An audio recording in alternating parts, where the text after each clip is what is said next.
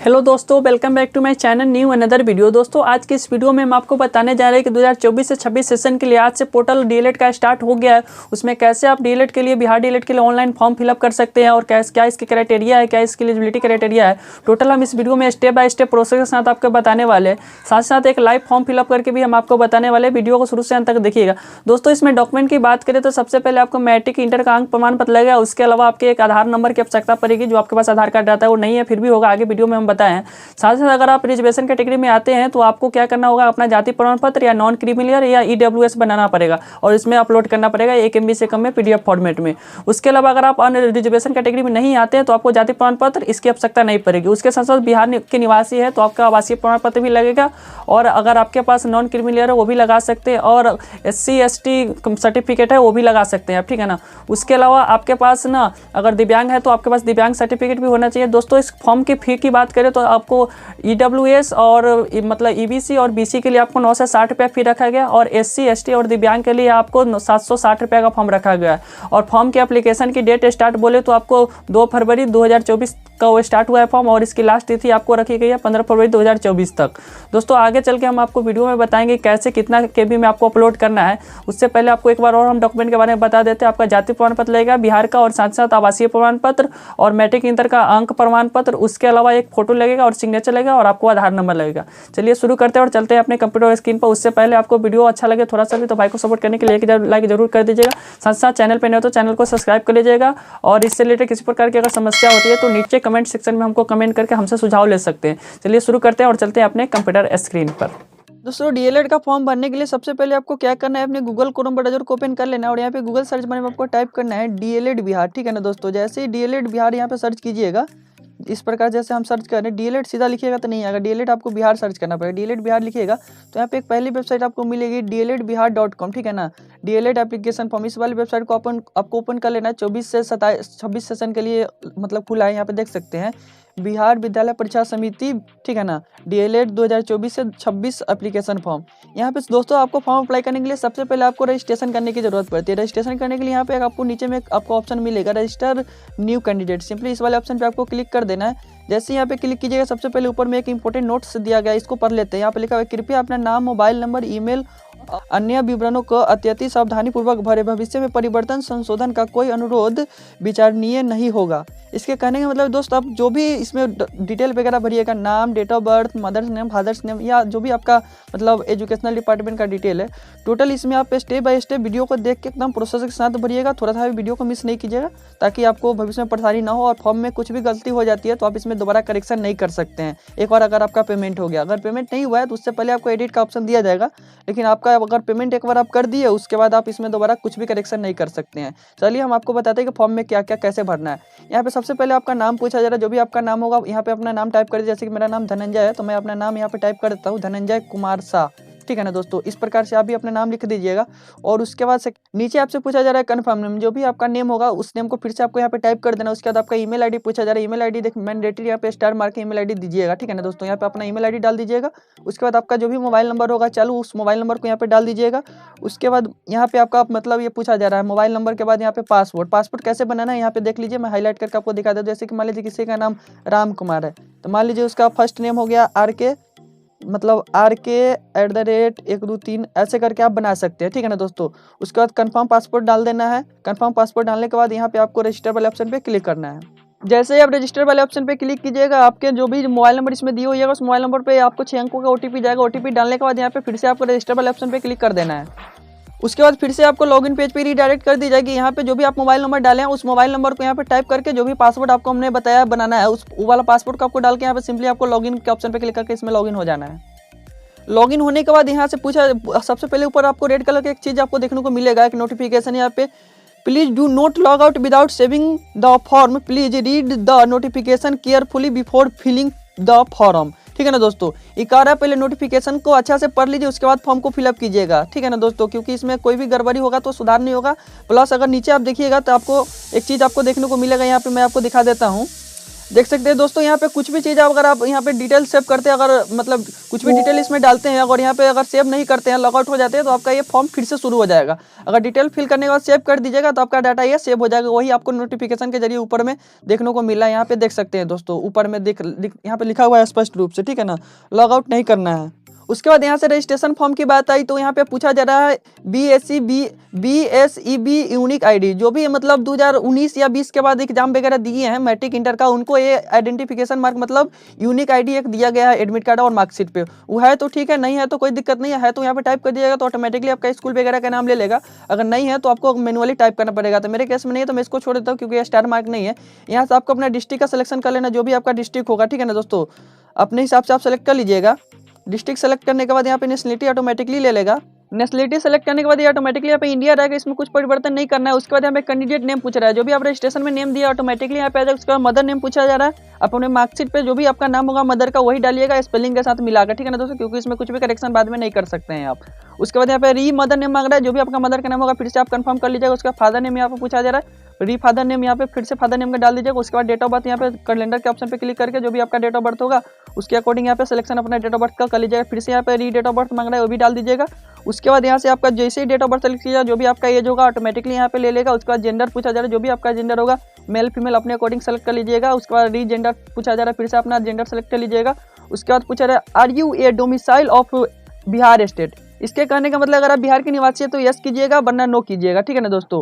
जैसे ही बिहार के निवासी में यस कीजिएगा, यहाँ पे आपको उससे पूछा जा रहा है डोमिसाइल सर्टिफिकेट। डोमिसाइल सर्टिफिकेट क्या होता है वो आपको समझा देते हैं। जो आवासीय प्रमाण पत्र होता है रेसिडेंट सर्टिफिकेट, उसी को डोमिसाइल सर्टिफिकेट बोलते हैं। अगर आपके पास डोमिसाइल सर्टिफिकेट नहीं है यानी कि आवासीय प्रमाण पत्र, तो कैसे बनाए इसका वीडियो को डिस्क्रिप्शन में उसका लिंक मिल जाएगा। आप वहाँ से देख के आवासीय प्रमाण पत्र खुद से घर बैठे बैठे बना सकते हैं। और एक और चीज दोस्तों, यहाँ पे जैसे कि are you domicile of Bihar state वाले ऑप्शन में नो कर दीजिएगा। अगर मान लीजिए अगर आप किसी बिहार के कैटेगरी मतलब बिहार स्टेट से नहीं बिलोंग करते कहीं अदर जगह से, तो आपका यहाँ पे कैटेगरी और मतलब ये जो अति होता है क्या चीज बोलते हैं आवासीय प्रमाण पत्र की, ये ऑप्शन खत्म हो जाएगा। यानी कि आप जनरल कैटेगरी से फॉर्म भरिएगा, ठीक है ना दोस्तों। मेरा बिहार स्टेट है, मैं यहाँ पे यस कर देता हूँ। यस करने के बाद यहाँ पे अपलोड का एक ऑप्शन है, यहाँ पे मैं जो भी मेरा आवासीय प्रमाण पत्र है मैं वहाँ से अपलोड अपना कर लेता हूँ। दोस्तों आवासीय प्रमाण पत्र को अपलोड करने के लिए आपको 1 MB से कम होना चाहिए, PDF फॉर्मेट में होना चाहिए। ये चीज मैंडेटरी है, ठीक है ना। 1 MB से कम होगा तो ये ऑटोमेटिकली ले लेगा आपका, 1 MB से ज्यादा का होगा तो ये अपलोड नहीं लेगा। उसके बाद यहाँ से आपसे पूछा जा रहा है कैटेगरी, जो भी आपका कैटेगरी होगा आप अपने अकॉर्डिंग, अगर आप EWS से आते हैं तो आपको EWS सर्टिफिकेट देना पड़ेगा। अगर आप मतलब EBC या BC से आते हैं तो आपको यहाँ पे नॉन क्रीमिनल वगैरह अपलोड करना पड़ेगा, ठीक है ना। या अगर आप चाहें तो नॉन क्रीमिलियर या कास्ट सर्टिफिकेट जो भी आपके पास होगा वो आप उसको यहाँ पे अपलोड कर दीजिएगा। मेरा जैसे कि यहाँ पे पूछा जा रहा है कि री मतलब कैटेगरी, ठीक है ना। आपका जो भी कैटेगरी इसमें सिलेक्शन की हुई है वो कैटेगरी को फिर से डाल देंगे। यहाँ पे अपलोड फाइल के ऑप्शन पे क्लिक करके अगर यहाँ पे आप अगर नॉन क्रीमिलियर से आते हैं तो नॉन क्रीमिलियर या कास्ट सर्टिफिकेट जो भी आपके पास होगा वो यहाँ पे आप अपलोड कर दीजिएगा, ठीक है ना। उसके बाद यहाँ पे पूछा जाए do you belong to differently abled to category, ठीक है ना। इस पे जैसे क्लिक कीजिएगा, अगर आप यस कीजिएगा तो आपका यहाँ पे इसका मतलब किस प्रकार के आप दिव्यांग वगैरह है वो आपको यहाँ पे देना पड़ेगा और दिव्यांग सर्टिफिकेट यहाँ पे अपलोड करना पड़ेगा, ठीक है ना। अगर नो कर देते थे इस चीज़ का कॉलम खत्म हो जाएगा। मेरे केस में दिव्यांग नहीं है तो मैं इसको नो कर देता हूँ। उसके बाद यहाँ पे पूछा जा रहा है are you a defence son dot मतलब department unmarried daughter of service, मतलब अगर आपके फैमिली में कोई भी अगर सर्विस में है तो आप यहाँ पे यस कीजिएगा। यस करने के बाद इसका सर्टिफिकेट वगैरह का नंबर दीजिएगा और यहाँ पे अपलोड कीजिएगा। मेरे केस में मेरा कोई भी मतलब फैमिली में सरकारी जॉब में नहीं है तो मैं नो कर देता हूँ और इसका ऑप्शन खत्म कर देता हूँ। फिर से यहाँ पे आपको नो कर देना है। उसके बाद यहाँ पे पूछा जा रहा है have you study Urdu subject at 10+2, यानी कि अगर मैट्रिक इंटर में आप उर्दू लिए हैं तो यहाँ पे यस कीजिएगा और उसके बाद उसका जानकारी भरिएगा। अगर आप उर्दू नहीं लिए तो यहाँ पे नो कर दीजिएगा। और फिर से आपसे पूछा जा रहा है सिंपली यहाँ पे फिर से आपको नो कर देना। अगर यस करते हैं तो यस कर देना। उसके बाद आपका इंटर में किस फैसिलिटी से आप पास किए हैं, साइंस आर्ट कॉमर्स जो भी आपका होगा अपने केस में आप अपना सिलेक्शन कर लीजिएगा। उसके बाद फिर से आपका फैसिलिटी सेलेक्ट करने के लिए पूछेगा, जो भी होगा अपना सेलेक्ट कर लीजिएगा। उसके बाद पूछा जा रहा है बेटा बेदर इंटरमीडिएट एग्जाम पास, अगर आप पास कर चुके हैं तो यस कीजिएगा और उसका जानकारी यहाँ पे भरिएगा। जैसे कि मैं आपको दिखा देता हूँ यहाँ पे, जैसे यहाँ पे यस किए तो यहाँ पे इंटरमीडिएट का एक कॉलम एक्स्ट्रा में आ गया। अगर अभी आप जैसे कि मान लीजिए मैट्रिक पास कर लिया हुआ इंटर का इस बार एग्जाम देने वाले 2024 में, फिर भी आप फॉर्म को भर सकते हैं। अगर आपका इंटर कंप्लीट नहीं है तो आप यहाँ पे नो वाले ऑप्शन पे क्लिक कीजिएगा तो यहाँ पे इंटरमीडिएट का कॉलम खत्म हो जाएगा, फिर भी आप फॉर्म को फिलअप कर सकते हैं दोस्तों, ठीक है ना। अगर इस 2024 में अगर आप एग्जाम देने वाले हैं तो मेरे केस में है तो मैं यहाँ पे यस कर देता हूँ और इसका जानकारी देता हूँ। उसके बाद फिर से आपको यहाँ पे क्या करना है, आप आगे का डिटेल मैं आपको बताता हूँ आपको क्या करना है। यहाँ पे आपका जैसे कि नेम ऑफ द बोर्ड यानी कि मैट्रिक का पूछा जा रहा है, जो भी आपका बोर्ड है। जैसे आप बिहार बोर्ड से तो Bihar school examination board Patna, इस प्रकार से आप लोग लिख देना है BSEB पटना, ठीक है ना। उसके बाद अगर आप कोई CBSE बोर्ड से तो अपना CBSE बोर्ड का यहाँ पे नाम लिखिएगा। और CBSE बोर्ड में दोस्तों रोल कोड नहीं होता है, तो रोल कोड को आप खाली छोड़ दीजिएगा। बिहार बोर्ड में होता है, तो बिहार बोर्ड में जो भी आपका रोल कोड होगा वो यहाँ पे फिल कर दीजिए। उसके बाद यहाँ पे रोल नंबर डाल दीजिएगा, कब आप पास किए थे सो डाल दीजिएगा। जैसे कि मेरा 2018 में है, तो मैं यहाँ पे 2018 यहाँ पे सिलेक्शन कर लेता हूँ कैलेंडर के माध्यम से। आप अपने अकॉर्डिंग देख लीजिएगा, जब भी आप पास आउट किए होइएगा उसके हिसाब से आप डालिएगा। उसके बाद यहाँ पे ऑब्टेन मार्क पूछा जा रहा है, जितना भी मार्क आपको आया होगा। जैसे मेरा 350 है तो मैं 350 सेलेक्ट कर लेता हूँ। और डिवीजन यहाँ पे पूछा जा रहा है, जो भी आपका डिवीजन होगा अपने अकॉर्डिंग यहाँ पे सिलेक्शन कर लीजिएगा। उसके बाद परसेंटेज पूछा जा रहा है। दोस्तों इसमें बहुत सारे भाइयों को परेशानी हो रहा है परसेंटेज निकालने में, तो इसका परसेंटेज कैसे निकलेगा। सबसे पहले इस चीज़ को हम लोग समझ लेते हैं कि परसेंटेज कैसे निकलता है। जैसे कि मान लीजिए बिहार बोर्ड में टोटल 500 नंबर का एग्जाम होता है, ठीक है ना। तो 500 में अब 500 नंबर है ना, तो 500 में आपको कितना प्राप्त अंक है, यानी कि 350 मान लीजिए। तो 350 में ना आप क्या कीजिएगा, 5 से भाग कर दीजिएगा। जितना आएगा, तो 70 आया मेरा, तो 70% मेरा नंबर, तो इसमें यहाँ पे एक परसेंटेज में हम 70 दे देते हैं। उसके बाद यहाँ पे अपलोड फाइल के ऑप्शन पे क्लिक करना है। इसका मार्कशीट आपको यहाँ पे 10th का अपलोड करना है, PDF फाइल में रहना चाहिए और 1 MB से कम रहना चाहिए आपका, ठीक है ना दोस्तों। जिस प्रकार से हम कर रहे हैं देखिएगा, कुछ टाइम ये प्रोसेस लेगा। जैसे ही अपलोड हो जाएगा, यहाँ पे एक सक्सेसफुल का मैसेज आ जाएगा कि आपका डॉक्यूमेंट अपलोड हो चुका है। देखिए आ गया ना, फाइल अपलोडेड सक्सेसफुली। उसके बाद यहाँ पे सेम प्रोसेस यहाँ पे अब इंटरमीडिएट का पूछा जा रहा है, ठीक है ना। जो भी आपका बोर्ड होगा इंटर में, वो आप बोर्ड यहाँ पे टाइप कर दीजिएगा।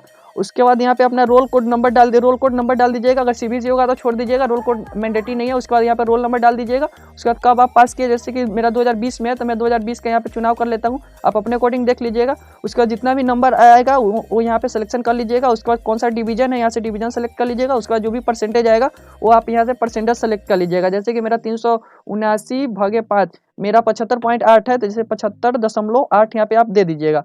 उसके बाद नीचे स्क्रॉल कीजिएगा, यहाँ पे देख सकते हैं और कुछ विशेष जानकारी नहीं है। यहाँ पे एक अपलोड करने का ऑप्शन है, तो यहाँ पे 12th का मार्कशीट जो भी होगा आप अपना 1 MB से कम PDF फॉर्मेट में यहाँ पे अपलोड कर देना है।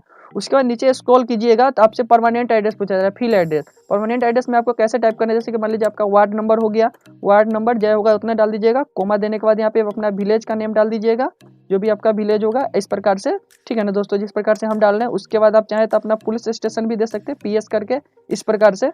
जैसे कि मेरा श्यामपुर बटा है, तो यहाँ पे मैं श्यामपुर लिख दिया, ठीक है ना। उसके बाद यहाँ पे डिस्ट्रिक्ट वाले ऑप्शन में जो भी आपका डिस्ट्रिक्ट होगा आप अपने अकॉर्डिंग अपना डिस्ट्रिक्ट को सेलेक्ट कर लीजिएगा। उसके बाद स्टेट पूछा जाए, जो भी आपका स्टेट होगा अपना स्टेट, उसके बाद अपना पिन कोड यहाँ पे फिल कर दीजिएगा। उसके बाद यहाँ पे पूछा जा रहा है permanent and constituent address are same. अगर आप जहाँ पे रहते हैं और आप जहाँ से फॉर्म फिलअप कर रहे हैं, दोनों पता सेम है तो यहाँ पे यस कीजिएगा। अलग अलग है तो यहाँ पे अलग डिटेल आप दीजिएगा। मेरा सेम है तो मैं इस वाले ऑप्शन में टिक बॉक्स कर लेता हूँ, ऑटोमेटिकली मेरा डिटेल यहाँ पे ले लेगा। उसके बाद यहाँ पे पूछा जा रहा है, यहाँ पे आपको एक और डिटेल यहाँ पे पूछा जा रहा है, हम आपको बता देते हैं। यहाँ पे आपका आधार नंबर पूछा है, जो भी आपका आधार नंबर होगा तो यहाँ पे आधार नंबर फिल कर दीजिएगा, स्टार मार के देना मैंडेटरी। अगर आपके पास आधार नंबर नहीं है, मान लीजिए आपके पास आधार कार्ड नहीं है, तो यहाँ पे आप क्या कीजिएगा, इस वाले यहाँ पे आधार डिक्लेरेशन को चेक बॉक्स कर दीजिएगा, फिर आपसे आधार नंबर नहीं मांगा जाएगा। देख सकते हैं जैसे चेक बॉक्स की यहाँ पे आधार नंबर का ऑप्शन है खत्म हो गया। मेरे पास आधार नंबर है तो मैं आधार नंबर फिल कर दिया हूँ। उसके बाद यहाँ पे पूछा जा रहा है upload colour latest passport size photo, इतना इसके यहाँ पे साइज दिया हुआ है। और प्लस में इसका बैकग्राउंड जो है, इसका बैकग्राउंड व्हाइट होना चाहिए, ठीक है ना दोस्तों। आप अपने केस में देख लीजिएगा। और 20 से 100 KB के अंदर में यह होना चाहिए, ओनली JPG फॉर्मेट में, ठीक है ना दोस्तों। इस चीज़ का आप खास ख्याल रखें कि आपका JPG फॉर्मेट में होना चाहिए। और यहाँ पे upload signature with white background, signature का भी बैकग्राउंड जो है व्हाइट होना चाहिए और 10 से 50 KB के अंदर में होना चाहिए JPG फॉर्मेट में, ठीक है ना दोस्तों। फोटो अपलोड करने के लिए अपलोड वाले ऑप्शन पे क्लिक करेंगे और यहाँ से जहाँ भी आप फोटो स्कैन करके रखे होगा वहाँ से आपको फोटो अपलोड कर देना है। उसके बाद यहाँ पे देखिएगा, यहाँ पे एक ऑप्शन आ जाएगा फाइल अपलोडेड सक्सेसफुली, ठीक है ना। आपका फोटो यहाँ पे अपलोड हो जाएगा और यहाँ पे आपका फोटो भी शो हो जाएगा। उसके उसी प्रकार आपको अपलोड सिग्नेचर वाले में अपलोड पे क्लिक करना है। जहाँ भी आपका सिग्नेचर होगा वहाँ से अपना सिग्नेचर को सिलेक्शन कीजिएगा। देखिए यहाँ पे एक एरर आ गया, फाइल साइज मोस्ट भी 10 MB मतलब KB से 20 KB से कम है। जैसे कि मिनिमम 10 KB होना चाहिए और मैक्सिमम 50 KB, तो मेरा उसके अंदर में इसलिए नहीं ले रहा है, तो मैं इसका साइज को फिर से करेक्शन करके फिर से अपलोड कर देता हूँ। फोटो सिग्नेचर अपलोड करने के बाद आपको क्या करना है, सिंपली यहाँ पे सेव के ऑप्शन पे क्लिक कर देना है आगे प्रोसेस करने के लिए। अगर आप कुछ डिटेल में गड़बड़ी है तो अभी यहाँ पे करेक्शन कर सकते हैं, या प्रीवियस देख सकते हैं। मेरा सब कुछ सही है तो मैं सिंपली सेव वाले ऑप्शन पे क्लिक करता हूँ और इस फॉर्म को सेव कर लेता हूँ। कुछ टाइम में प्रोसेस लेगा, उसके बाद ये सेव हो जाएगा। सेव होगा तो यहाँ पे लिखेगा एप्लीकेशन सबमिटेड सक्सेसफुली। उसके बाद सिंपली आपको क्या करना है, प्रीव्यू वाले ऑप्शन पे क्लिक करके इसको प्रीव्यू में चले जाना है। प्रीव्यू में आने के बाद आपका सारा पर्सनल डिटेल यहाँ पे शो हो जाएगा। जो आपने इस फॉर्म में मतलब अपना डिटेल फिल किया इसके अकॉर्डिंग आप यहाँ पे मिला लीजिएगा। आपका कुछ भी गड़बड़ी होगा तो नीचे स्क्रॉल डाउन कीजिएगा और यहाँ पे क्या कीजिएगा, एक एडिट डिटेल का ऑप्शन है, एडिट आपको करके यहाँ पे डिटेल मतलब फिल कर देना है और फिर से आपको सेव कर लेना है। अगर कुछ गड़बड़ी नहीं है तो यहाँ पे वाले ऑप्शन पे क्लिक कर सकते हैं या सिंपली यहाँ पे प्रिंट आउट इसका ले सकते हैं अपना डिटेल मिलाने के लिए। जो भी आपका पर्सनल डिटेल है सारा इसमें शो हो जाएगा। अगर आपका सब कुछ डिटेल सही है तो सिंपली आप पे वाले ऑप्शन पे क्लिक करके इसका पेमेंट कर सकते हैं। पेमेंट करने के लिए यहाँ पे जैसे ही क्लिक कीजिएगा तो पे रजिस्ट्रेशन फी आपको 960 रुपया कट रहा है। सिंपली आपको पे विवा सब पैसा से आपको पेमेंट वाले पे क्लिक करके इसको पेमेंट कर देना है। पेमेंट करने के लिए आपको आगे का प्रोसेस खुलेगा।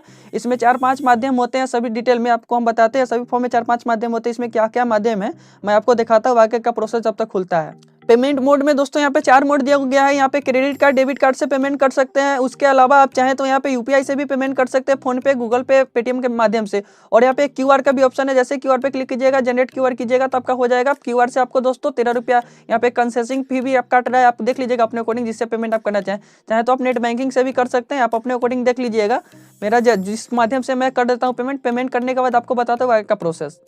पेमेंट करने के बाद यहाँ पे दोस्तों आपको क्या करना है, एक्नॉलेजमेंट स्लिप पे क्लिक करके इसका एक्नॉलेजमेंट स्लिप डाउनलोड कर लेना है। आप फॉर्म रजिस्ट्रेशन भी डाउनलोड कर सकते हैं, जो भी आपके केस में होगा वो अपने अकॉर्डिंग आप यहाँ पे डाउनलोड कर लीजिएगा। दोस्तों तो आज हमने आपको इस वीडियो में बताया कि डीएलएड का 2024 से 2024 सेशन के लिए आप ऑनलाइन आवेदन कैसे कर सकते हैं एंट्रेंस एग्जाम के लिए। तो वीडियो अच्छा लगा हो तो भाई को सपोर्ट करने के लिए एक लाइक जरूर कीजिएगा। साथ ही साथ चैनल को पे नए तो चैनल को सब्सक्राइब कर लीजिएगा। और इससे रिलेटेड किसी प्रकार की अगर समस्या होती है तो नीचे कमेंट सेक्शन में कमेंट करके आप हमसे सुझाव ले सकते हैं। चलिए मिलते हैं एक और वीडियो में एक नए टॉपिक के साथ, तब तक के लिए दीजिए हमको इजाजत। वीडियो देखने के लिए दिल से धन्यवाद।